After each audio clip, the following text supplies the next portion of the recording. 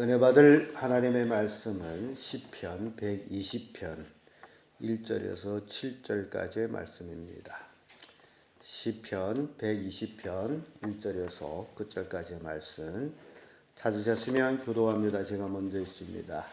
내가 환난 중에 여호와께 부르짖었더니 내게 응답하셨도다. 여호와여 거짓된 입술과 죄사한 혀에서 내 생명을 물리소서. 너 괴산 혀여 무엇으로 내게 주며 무엇으로 내게 더할꼬. 장사의 칼로 살가 로뎀나면 수고리로다. 매석에 유하며 계달의 장막 중에 거하는 것이 내게 화로다. 내가 화평을 미워하는 자와 함께 오래 거하였도다. 나는 화평을 원할지라도 내가 말할 때 저희는 싸우려 하는도다. 아멘. 이 말씀으로 환난 때의 성도, 이런 제목으로 말씀을 나누겠습니다. 인생을 살기 때문에 신앙생활을 할지라도 신앙생활하는 과정에 여러 가지 나의 힘으로 도저히 해결할 수 없는 그런 어려움 또는 역경 또는 고난 또는 환난을 당할 수 있습니다. 그런데 환난을 당하는 게 중요한 게 아니라 그 당하는 환난 속에서 내가 어떻게 하느냐라는 것이 중요합니다. 어찌 보면 인생은 고난받기 위해서 태어났기 때문에 그 누구를 막론하고 다 이러저러한 고난을 당합니다. 그래서 그 고난 속에서 내가 그리스도인으로서 어떻게 사느냐, 그것이 그 고난을 이기느냐 고난을 이기지 못하느냐라는 그런 관계가 생기게 됩니다. 그래서 오늘 시편 120편의 말씀을 통해 가지고 환난 당할 때의 성도는 어떻게 해야 되느냐 한번 살펴봅니다. 그 첫째가 주께 부르짖는 것입니다. 어떤 어려움, 역경, 환난, 죽음의 고비를 만난다 할지라도 성도라면 반드시 하나님께 부르짖는 삶을 살아야 됩니다. 1절의 말씀 보면 내가 환난 중에 여호와께 부르짖었더니 내게 응답하셨도다 라는 말씀이 나옵니다. 환난 중에 부르짖을 대상은 하나님 외에는 없습니다. 하나님께 부르짖음으로 인해서 하나님이 응답하셨다라고 말씀합니다. 부르짖지 않게 되면 그 환난 중에 늘 처해 있을 겁니다. 하나님이 들어주시고 그 환난 중에서 끄집어내 주시고 새로운 승리의 삶을 살도록 인도하시는 것이 하나님이십니다. 그래서 부르짖을 때에 하나님은 응답해 주신다. 요나서 2장 2절의 말씀 보면 내가 받는 고난을 인하여 여호와께 불러 아뢰쌌더니 주께서 내게 대답하셨고 스오리 뱃속에서 부르짖었더니 주께서 나의 음성을 들으셨나이다. 이 요나가 하는 고백에 요나가 하나님의 말씀을 듣지 않고 다섯시로 도망쳤어요. 하나님은 큰 물고기를 예비해서 요나를 삼키도록 했습니다. 그래서 요나의 고백이 스올의 뱃속에서 큰 물고기 뱃속에 있으면 이는 죽음입니다. 원리적으로 이 사람이나 동물의 위액은 무엇이 들어가든지 그 위액이 덮어가지고 죽여버립니다. 그래서 소화시켜요. 그 요나가 고기 뱃속에 들어갔다면 그 위액이 확 덮었을 건데 그래서 요나의 고백은 스올이 뱃속에 스올을 할 적에는 음부라기도 하고 지옥이라고도 합니다. 하나님의 말씀을 어겼을 때에 인생에게 닥치는 것이 뭐냐라는 것을 보여줘요. 요나는 물고기 뱃속에 들어가서도 하나님이 그 생명을 보존해 주므로 그가 회개할 수 있는 기회가 물고기 뱃속에서 이루어지는 겁니다. 환난 중에. 그래서 죽음의 환난 중에서도 어떻게 해야 돼요? 하나님께 부르짖어야 돼요. 그래서 요나가 회개함으로 하나님께서 물고기에게 명해서 육지에 토해내도록. 그래서 요나가 살아서 하나님의 뜻을 행하는 모습을 봅니다. 이거는 어디까지나 성경 말씀 같죠. 또 그렇고 나하고는 아무 상관없는 것 같죠. 그런데 똑같습니다. 요나처럼 물고기 뱃속에 들어가지 않았을 뿐이지 요나처럼 똑같은 지옥 같은 고통을 당하게 됩니다. 그래서 우리는 하나님 말씀에 따라 살아가야 돼요. 하나님께 부르짖어야 됩니다. 시편 3편 4절의 말씀 보면 내가 나의 목소리로 여호와께 부르짖었으니 그 성산에서 응답하시도다. 부르짖기만 하면 하나님은 어찌죠? 응답하시는 분이에요. 그래서 사람들이 응답을 받지 못하는 원인 중에 하나가 하나님께 부르짖지 않기 때문에 엄청 하나님께 매달려 부르짖어요. 여러분 요나를 생각해 보세요. 요나가 지금 물고기 뱃속에서 하나님이 구해주지 않으면 물고기 밥이 된 거죠. 이미 밥이 됐어요. 그럼 소화돼 버리는 거죠. 그러면 요나의 인생은 끝납니다. 그런 위급한 위기 일각의 그런 마음을 가지고 하나님께 부르짖어야 된다. 이거는 뭐 하나님이 없이도 내절을 할 수 있는 것이다 라고 생각하기 때문에 부르짖지를 않습니다. 하나님은 아무것도 안 할 것이다 라는 불신앙 때문에 부르짖지를 않습니다. 그러나 부르짖으면 믿음으로 부르짖으면 하나님은 반드시 어찐다? 들어주시는 거예요. 그래서 기도를 하되 믿음으로 해야 될 뿐만 아니라 기도한 대로 또 살아야 됩니다. 많은 그리스도인들이 입으로만 기도하고 기도한 대로 살지를 않아요. 그게 불신앙입니다. 그가 단지 종교적인 행위예요. 아무리 입으로 통곡하며 부르짖어도 삶이 없으면 아무 의미가 없습니다. 시편 86편 7절에 내가 환난 날에 내가 주께 부르짖으리니 주께서 내게 응답하시리라. 하나님께 부르짖기만 하면 하나님은 응답해 주신다. 그래서 환난 당할 때 어찌라고요? 부르짖으라.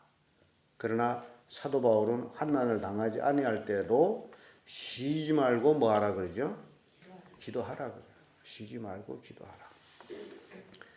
열심히 기도하는 삶을 사는 게 가장 중요합니다. 이제 뭐 남은 인생이 뭐가 있어요? 먹고 자고 그리고 뭐 흔한 게 시간인데 하나님 앞에 부르짖고 기도하고 또 찬양하고 하나님 중심된 삶을 살아가는 것이 얼마나 중요한지를 보여주고 있습니다. 두 번째로 환난 때 성도는 거짓을 버려야 됩니다. 왜 환난을 당하느냐? 원인은 거짓된 삶이에요.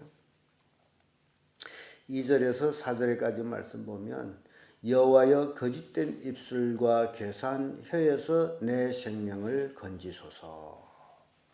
너 괴사한 혀여 무엇으로 내게 주며 무엇으로 내게 더할꼬.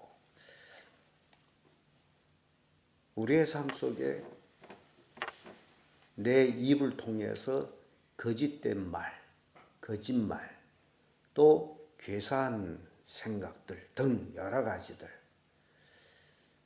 우리가 하나님 앞에 부르짖을 때 이런 것들을 버리는 것이 중요합니다. 죄악을 가득 가지고서 하나님께 은혜를 달라고 한다는 그 자체가 어리석은 거예요. 그래서 거짓을 버려야 돼요. 우리 삶 속에 거짓을 버려야 돼요. 거짓된 입술을 버려야 됩니다. 괴사한 혀를 버려야 돼요. 왜냐하면 그 거짓된 입술과 괴사한 혀에는 반드시 하나님의 심판이 있습니다. 내 혀가 내 지체라 해서 내 마음대로 움직여 가지고 된다라고 생각하게 되면 오산이에요. 그래서 4절의 말씀 보면 이 계산 입술과 혀를 어떻게 벌할꼬 하는 얘기 나옵니다. 여기에는 벌이 있어요. 장사의 날카로운 살과 로뎀나무 숯불로 그 혀를 다시는 움직이지 못하도록 지져버리겠죠. 찢어버리고. 무섭죠. 그래서 슬슬슬슬 거짓말하고 계산 행동하는 것이 아무렇지 않다라고 생각하게 되면 그건 어리석습니다. 거기에는 반드시 하나님의 진노의 심판이 있습니다. 그래서 계시록에 가서는 거짓말하는 자는 어디로 간다 그랬어요? 지옥으로 간다. 그래서 그리스도인들은 진실된 삶을 살라고 얘기해요. 로마서 3장 13절에 저의 목구멍은 열린 무덤이요 그 혀는 속임을 베풀면 그 입술은 독사의 독이 있고, 이 거짓의 입술과 계산 혀는 지옥이와 똑같은 거예요. 저희 목구멍은 열린 무덤이요 그 혀는 속임을 베풀면 그 입술은 독사의 독이. 무서운 말씀이죠.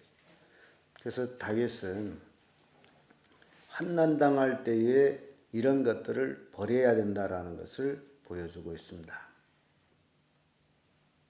그러면 왜 환난을 당했느냐? 5절에서 7절의 말씀, 환난당할 때 악한 자를 떠나야 되는데 악한 자와 함께 있었기 때문이다. 5절에서 이렇게 말씀을 보면 매석에 유하면 계달의 장막 중에 거하는 것이 내게 화로다. 내가 화평을 미워하는 자와 함께 오래 거하였도다. 나는 화평을 원할지라도 내가 말할 때는 저희가 싸우려 하는도다. 그래서 누구와 함께 있느냐가 굉장히 중요합니다. 똑같은 사람인데 같이 하면 된다라고 생각하는 게 그렇지를 않아요. 신앙생활하는 중에도 마찬가지예요. 누구와 함께 하느냐. 신앙이 좋고 긍정적이고 정말 열심히 믿음으로 살려고 하는 사람과 같이 하는가, 아니면 세상 노름에 푹 빠져가지고 세상 사람들과 똑같이 사는 삶을 사는 사람들과 같이 하느냐. 하나님께서 소돔 고모라 성을 멸할 때에 의인 롯을 하나님이 그 소돔 고모라에서 구원해 내십니다. 롯이 소돔 고모라 성에 가서 누구와 함께 하고 있었어요? 죄악된 사람들과 함께 했어요. 그래서 그 성을 하나님이 멸하는 거예요. 거기에 의인이 있어도 같이 멸망당합니다. 그래서 멸망당하지 아니하려면 어떻게 해야죠? 거기서 빠져나와야 돼요. 다윗은 환난당할 때에 이 악한 자들을 떠날 것에 대해서 말합니다. 메석, 게달 이렇게 표현하는 것은 메석은 야벳의 후손이고 게달은 이스마엘의 후손입니다. 그런데 다윗이 이렇게 고백하는 것은 다윗이 주변에 이런 사악한 자들이 있었다라는 거예요. 왜냐하면 이 권력이라는 곳에는 사악한 자들이 모여들게 되어 있습니다.